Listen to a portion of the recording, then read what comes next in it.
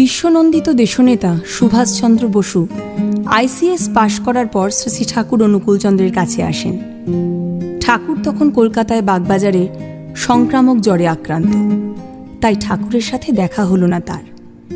এর আগে মা প্রভাবতী দেবী ও বাবা জানকীনাথ বসুর আরাধ্য দেবতা শ্রী ঠাকুরকে তিনি দেখেছেন ওদেরই ঠাকুর ঘরে, নেতাজি ভবনে সুভাষচন্দ্রের শয়নকক্ষে।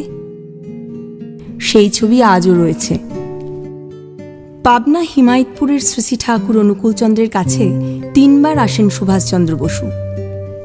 পাবনা সৎসঙ্গ আশ্রমে ঠাকুর দর্শনে এসে নেতাজি ঠাকুরের কাছে জানতে চাইলেন, দেশের তো নানা কাজই করবার আছে, তা দেশের প্রকৃত সেবা করতে হলে কোথা থেকে আরম্ভ করতে হবে?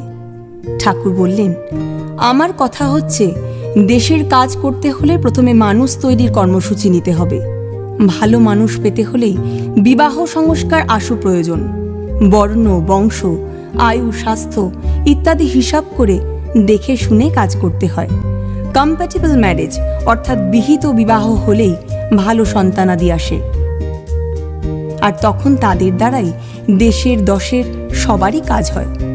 সেই জন্য মানুষ তৈরির ব্যবস্থা আগে করা প্রয়োজন। ঠাকুরের কথা শুনে নেতাজির চিন্তা জগতে নতুন আলোড়ন সৃষ্টি হল।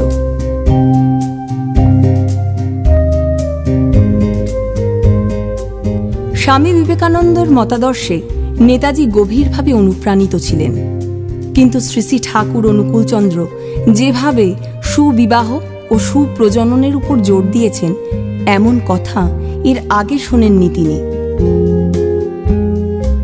সুভাষচন্দ্র বসু অনুভব করে শ্রী ঠাকুরকে বললেন, ভালো সংস্কার সম্পন্ন শিশু যদি না জন্মায়, শুধু শিক্ষা তাদের বিশেষ কি করতে পারে?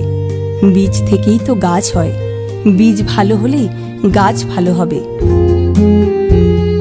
এটা আপনার কথা শুনে বেশ বুঝতে পারছি।